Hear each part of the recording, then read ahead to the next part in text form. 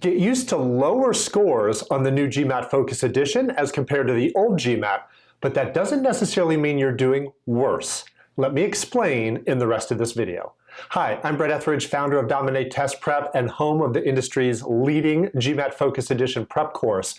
And I have been getting a ton of questions from my students about their scores on the new GMAT Focus Edition and sort of freaking out like, why is my score low? And the reason they're thinking that is because in their mind, they still have the old GMAT score scale, where students very often were trying to achieve a score of 700 or higher. Maybe you felt that way, that 700 was sort of that magic number on the old GMAT that everybody was shooting for. And to be fair, a lot of the top business schools did expect you to score 700 or higher to be competitive for their programs. That's really not realistic for most students on the new GMAT Focus Edition. Not because somehow you're worse at taking the GMAT, not because the exam is harder per se, but because the GMAC recalibrated the score scale. Yes, they actually changed the designation of the scale itself.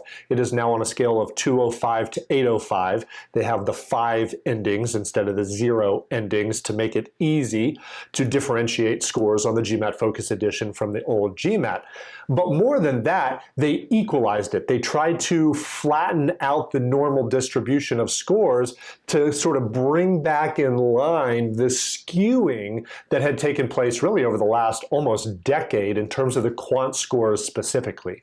They recalibrated a lot of the questions in terms of their difficulty level. They changed the scoring algorithm itself. We're not going to get lost in the weeds of that here. That's beyond the scope of this video, but suffice it to say, the scores in general have ratcheted down at the same percentile ranking. And that's what I want to talk to you about here, and that's how I want you to start to think about your score on the GMAT Focus Edition. Not in terms of the raw score itself, or I guess I should say the scaled score, and thinking about it in terms of how it compares to the old GMAT, but rather, what is your percentile ranking? Because a percentile ranking levels the playing field.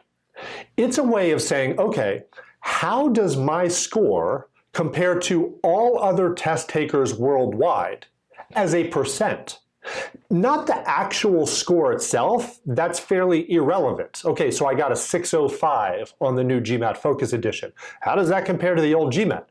No, the question is, what percentile ranking is that? How many students, what percentage of students worldwide did I score higher than? Because that is a very helpful way of thinking about how good the score is. Right? That's what matters. How good is the score? And a way of thinking about how good the score is based on its percentile ranking. On the screen here, you see an official graph from the GMAC comparing the old GMAT to the new GMAT Focus Edition in terms of their percentile rankings. So on the x-axis, that would represent the actual score itself. And you see listed here a score of 605 in purple. The purple line, by the way, is the curve for the new GMAT Focus Edition. The reddish pinkish line represents the curve for the old GMAT. I'll talk about how they compare in a moment.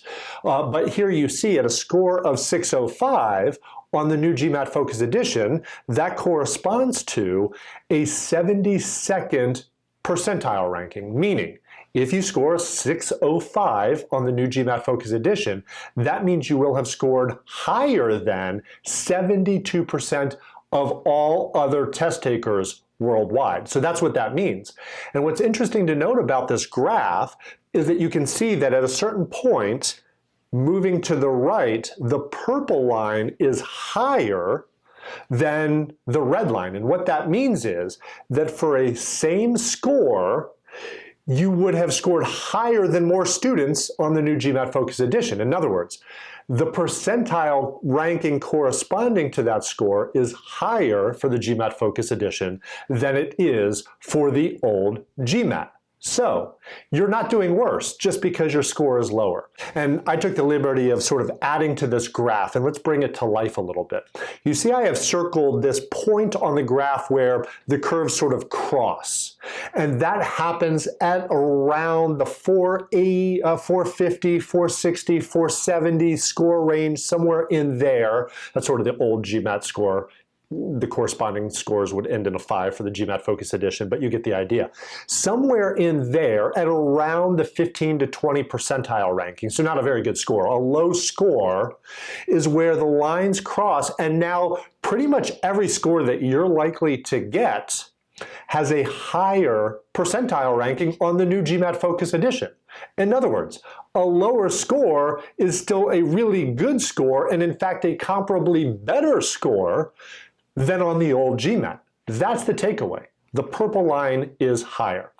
And there are really two ways to think about it, right? One way would be to say, okay, at a given percentile ranking, how do the scores compare? And that's a helpful way to equate them. In other words, if my goal is to score better than 72% of students worldwide, score in the 72nd percentile, which you see here on the screen, what score is that?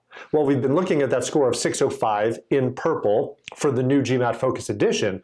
I looked it up and put the score of 650. That was the old score on the old GMAT that you would have had to have gotten to score in the 72nd percentile.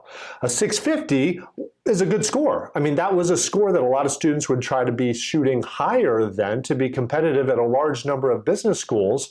And you're thinking, okay, but I'm only scoring a 605 now. How come I can't get higher? Well, yeah, but a 605 is a good score. That's a comparable score to a 650 on the old GMAT, so pat yourself on the back. Maybe you should be totally happy with a score of 605, depending on your goals and depending on your target school. Does that make sense? So that's one way of looking at it. Another way of looking at it would be to say, okay, at a given score, how do the percentile rankings compare? And here, okay, let's line them up and say, okay, the 605, we've already seen that that's the 72nd percentile for the new GMAT Focus Edition. What would that score have been on the old GMAT? And obviously, since it ends in a 5, we have to look at the 600 or 610, which would be the comparable score on the old GMAT. That was only at the 55th percentile ranking on the old GMAT. In other words, it was a very average score. Like a 600-ish was a very average score on the old GMAT.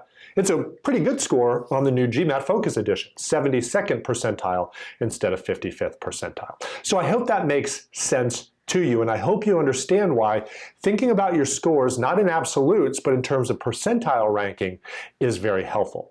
And the GMAT has put out a concordance table that I'll link to in the show notes below, where you can look side by side at what are the score comparisons at every single percentile ranking. But here's what I've done.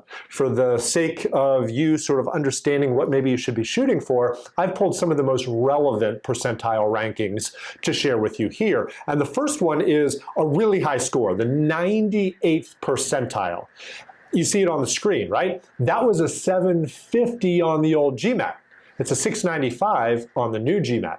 And I think this is interesting for two reasons. Number one, that was the score that I actually had to achieve to get my first teaching job for a test prep company when I first started teaching the GMAT years ago, right? They wanted their instructors to be 98th percentile or better. So I had to score 750 on the old GMAT. Well, if I sat for the current GMAT, I might only get the GMAT Focus Edition a 695, but I'm not going to beat myself up over that. Oh, how come I couldn't score higher than 700? Because that's still better than 98% of students worldwide at a 695. And the second reason I bring that up is because 700 was sort of that old number that everybody felt like I have to score higher than 700. It's going to be really hard to score over 700 on the new GMAT Focus Edition, right? Because 695 is the 98th percentile. Not very many students are ever going to score over 700 unless things change. I mean, things could change, but at the time of this recording and the current percentile rankings table, that's a killer score. Does it make sense? A couple more for you. The 95th percentile, so still really, really, really good. Will make you competitive at most of the top business schools worldwide, was a 720 on the old GMAT, a 675 on the new GMAT Focus Edition. 90th percentile was that score of 700 on the old GMAT. So a lot of students were like, I need to score over 700. That would have put you in the 90th percentile, scoring better than 90% of students worldwide. That's a 655 on the new GMAT Focus Edition. So again, and actually a 645 is also around that 90th percentile. So 645, 655, it's a really good score. Pat yourself on the back, right? Just because it's not a 700. 75th percentile would have been a 650 on the old GMAT, 615 on the new GMAT Focus Edition. If you're looking for a very average score, 50th percentile, you're doing better than half the students, not as good as half the students. It's a 555 on the new GMAT Focus Edition, a 590 on the old GMAT, and then down around where the curves start to cross at the 25th percentile, maybe a little higher, you still see that the old GMAT score is a little bit higher, 500, than the GMAT Focus Edition score of 495. But again, fairly comparable once we get to the lower end of the score range. So, like I said, if you're curious for all of the percentile rankings, I'll share that link below. The question for you becomes, what score are you shooting for? And here's sort of the final thought that I would share with you. And it's something I talk to my students about all the time, and that is this. What constitutes a good score is whatever score is going to get you into your target business program. Comparison is the thief of joy. Stop worrying about how you compare to anybody else. Percentile rankings are fun. Sure, we want to feel good about our score. How does this compare to somebody else? How does this compare to the old GMAT? And it's all fairly irrelevant, because all that really matters for you moving forward is what school and program are you applying to? What are their score expectations in general, but also specific to you based on what else you bring to the table, recognizing that there are a range of acceptable scores. So even if they say, hey, we'd love for you to have a 645 or a 655, they're going to admit students with scores in the low 600s and the high 600s because there's variability. So you just have to determine what's a good score for you, put on the blinders a little bit, put your head down, get to work, study for it, get that score, and move on to business school and stop worrying about constantly comparing yourself. Here's what one of my former students, Kirill Jansen, had to say from the Netherlands. And he's talking about exactly this idea. He said, look, he sent this to me right after he sat for the exam and said, I finally got the GMAT score and I thank you for your course. I have your course to thank for it. And he said, I think the main thing I benefited from in your course is the self-confidence it gave me, which is great. Obviously, the better prepared you are, naturally, the more confident you will feel. He said he finally overcame his anxiety, did way better, was more confident than the 3 previous times he had taken it before taking my course. But here's the key takeaway at the end. He said, look, now I am going to the business school I wanted to, and wasn't that the whole point after all? Yes, that is the whole point.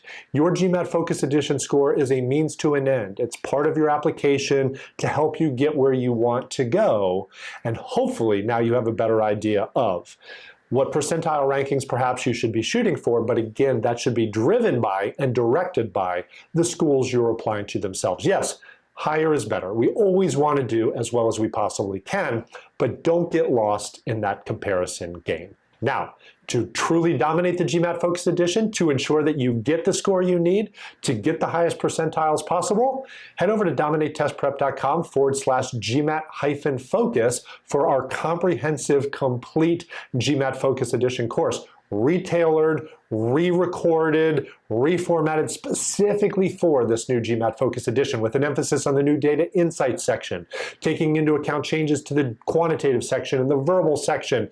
We'll teach you all about the scoring algorithm and how the format of the exam works. It's all there with tons of practice and practice tests. So if you are serious about taking your GMAT Focus Edition prep to the next level, I'd love to work with you. Again, head over to dominatetestprep.com/GMAT-focus.